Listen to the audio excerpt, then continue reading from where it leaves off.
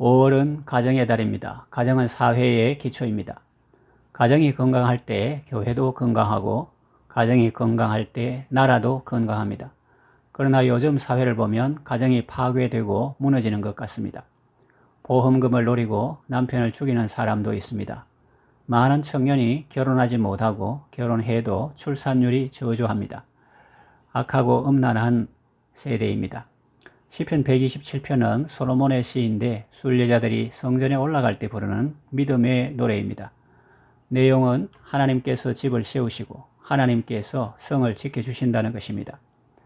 이 시간에는 야곱의 가정을 실예로 살펴보면서 함께 은혜를 받겠습니다. 하나님은 그의 가정에 어떤 은혜를 베푸셨습니까? 첫째로 잘 되게 하시는 은혜입니다. 하나님은 야곱을 매우 번창하게 하셨습니다. 창세기 30장 43절 보면 이에 그 사람이 매우 번창하여 양떼와 노비와 낙타와 나귀가 많았더라고 기록하고 있습니다. 하나님께서 야곱의 가정을 세우시는 모습이죠. 야곱은 처음 라반의 집에 올 때 가진 것이 아무것도 없었습니다. 형 에서를 피하여 겨우 몸만 빠져나왔습니다. 외삼촌 라반의 집에서 일하는데 라반은 요즘 말로 하면 악덕 고용주입니다. 야곱에게 불리한 근로 계약을 체결하고 품삯도 10번이나 변경했습니다. 고용주가 품삯을 변경한다는 것은 일꾼에게 좋은 것일 리가 없죠. 많이 준다 했다가 적게 주고 준다고 했다가 안 주고 다른 것을 주는 것일 수 있습니다. 아무튼 일꾼에게 불리하게 바꾸는 것입니다. 야곱은 아내를 얻기 위해서 14년 동안 뼈 빠지게 일했습니다. 라헬이 요셉을 낳았을 때 고향에 돌아가려고 했으나 라반의 만류로 더 있게 되었습니다. 그때 야곱은 라반에게 이렇게 말합니다.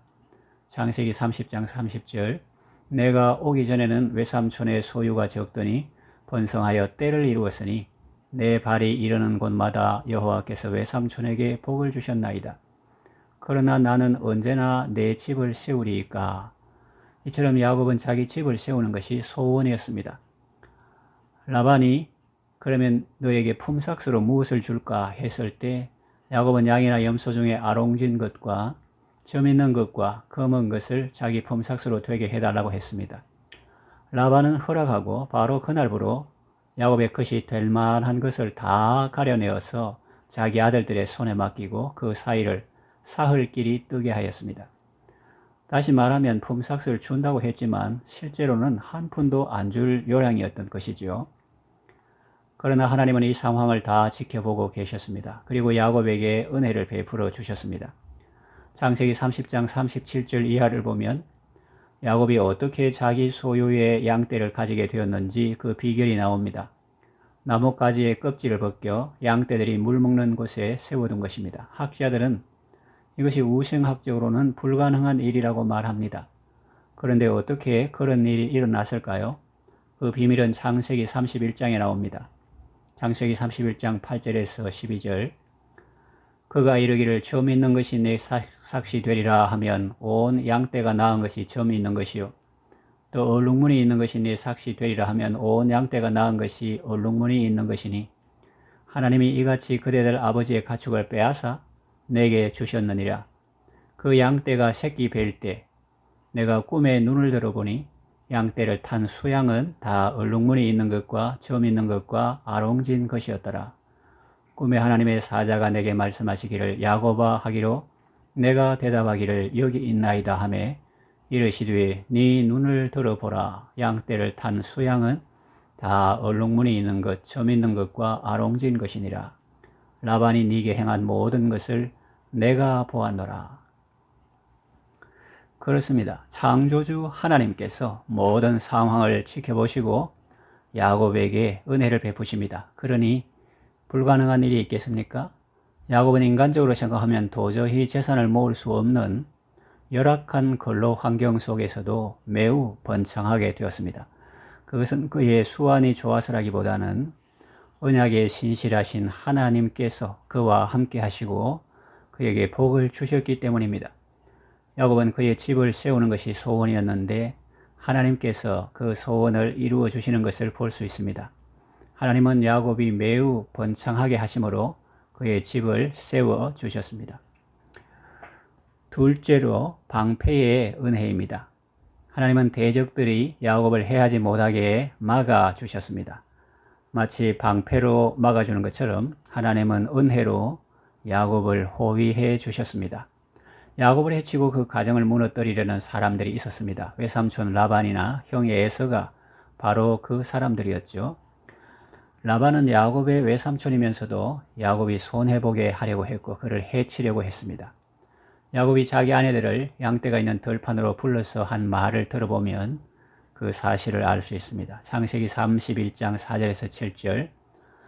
야곱이 사람을 보내어 라헬과 레아를 자기 양떼가 있는 들로 불러다가 그들에게 이르되 내가 그대들의 아버지의 안색을 본즉 내게 대하여 전과 같지 아니하도다. 그러할지라도 내 아버지의 하나님은 나와 함께 계셨느니라. 그대들도 알거니와 내가 힘을 다하여 그대들의 아버지를 섬겼거늘 그대들의 아버지가 나를 속여 품삯을 10번이나 변경하였느니라. 그러나 하나님이 그를 막으사 나를 해치지 못하게 하셨으며. 그렇습니다. 하나님께서 라반이 야곱을 해치지 못하도록 막아주셨습니다. 그런데 라반의 악행은 여기서 끝나지 않습니다. 야곱이 그의 횡포와 악행을 참다 못해 가만히 떠났을 때 그를 맹렬히 추격합니다. 그때도 하나님께서 막아주셨기 망정이지 그렇지 않았다면 그는 야곱의 아내와 자녀들을 다 빼앗고 재산도 다 빼앗고 몸만 돌아가게 했을 것입니다. 그것은 자기 입으로 그렇게 말한 것입니다. 그런 목적을 가지고 추격할 수 있었던 것은 그 사람의 생각이 그러했기 때문입니다. 그는 야곱의 것을 절대로 야곱의 것으로 인정하지 않습니다. 다 자기 것이라고 착각하고 있습니다. 딸들도 내 딸들이고 손자들도 다 내 손자고 네 소유도 다 내 것이다 라고 생각합니다. 생질이 뼈 빠지게 일해서 번 품삯이라고는 인정하지 않는 겁니다. 야곱이 눈 붙일 겨를도 없이 청춘을 바쳐 일한 것은 전혀 고려하지 않고 있는 겁니다. 그 노동의 대가로 준 것을 다 자기 것이라고 뻔뻔스럽게 말하고 있는 것입니다. 그리고 야곱의 수고로 자기가 부자가 된 것은 생각하지 않고 야곱의 떡만 크게 보고 시기하고 그것마저 빼앗으려는 것이지요. 이런 악덕 고용주 밑에서 20여 년을 일했으니 야곱이 얼마나 몸고생 마음고생 많았을까요? 그래서 조용히 떠났는데 라반은 7일 길을 쫓아가 야곱에게 이릅니다. 엄청난 속도입니다. 큰 일이 생길 것 같죠? 라반이 지금까지 해온 짓을 보면 사태가 어떻게 전개될지는 불을 보듯 뻔합니다. 그런데 반전이 있습니다. 하나님께서 개입하십니다. 그래서 라반은 찍소리 못하고 그냥 축복하고 돌아갈 수밖에 없었습니다. 우리는 이 사실을 라반의 말을 통해서도 알 수 있고 야곱의 말을 통해서도 알 수 있습니다. 먼저 라반의 말입니다. 창세기 31장 29절. 너를 해할 만한 능력이 내 손에 있으나 너희 아버지 하나님이 어젯밤에 내게 말씀하시기를 너는 삼가 야곱에게 선악간 말하지 말라 하셨느니라. 그리고 야곱의 말입니다. 41절에서 42절. 내가 외삼촌의 집에 있는 이 20년 동안 외삼촌의 두 딸을 위하여 14년, 외삼촌의 양떼를 위하여 6년을 외삼촌에게 봉사하였거니와 외삼촌께서 내 품삯을 10번이나 바꾸셨으며 우리 아버지 하나님 아브라함의 하나님 곧 이삭에 경외하는 이가 나와 함께 계시지 아니하셨더라면 외삼촌께서 이제 나를 빈손으로 돌려보내셨으리이다마는 하나님이 내 고난과 내 손의 수고를 보시고 어젯밤에 외삼촌을 책망하셨나이다. 그렇습니다. 20년의 수고가 물거품이 되고 아내도 자녀도 재물도 다 빼앗기고 빈털터리로 돌아갈 수 있었는데 하나님께서 그를 지키시고 보호해 주셔서 안전하게 돌아가게 된 것이죠. 우리는 분명히 보아야 합니다. 누가 돈이 우리 가정을 지켜준다고 말합니까? 죽음의 위기 앞에 돈이 다 무슨 소용이 있습니까? 우리는 이것을 보면서 가정을 세우시고 또 가정을 지키시는 분이 누구신지를 확실히 알 수 있습니다. 야곱이 아무리 노력하고 방비한들 악덕 고용주 라반을 당할 수 있겠습니까? 그런데 하나님께서 말씀하시니 라반이 아무 소리도 못하고 축복하며 보냈습니다. 오직 하나님만이 우리를 죽음의 위기에서 건져주십니다. 하나님만이 우리를 지키시고 안전하게 보호해 주십니다. 이뿐만이 아닙니다. 외삼촌이 가니 이제는 형 에서가 오고 있다는 첩보가 들어왔습니다. 그것도 장정 400명을 거느리고 말입니다. 산 넘어 산이라고 할 수 있습니다. 에서는 20년간 얼마나 이를 갈며 복수를 준비했을까요? 야곱이 무슨 수로 그 형의 손에서 벗어날 수 있겠습니까? 그런데 하나님께서 역사하시니 에서의 원한이 봄에 눈 녹듯이 사라지고 오히려 동생을 긍휼히 여기는 마음이 생깁니다. 그래서 야곱은 죽지 않고 안전히 돌아오게 되었습니다. 여러분을 지켜주시고 여러분의 가정을 안전하게 보호해 주실 분은 오직 하나님이십니다. 시편 5편 12절 보면 여호와여 주는 의인에게 복을 주시고 방패로 함같이 은혜로 그를 호위하시리이다 라는 말씀이 나오죠.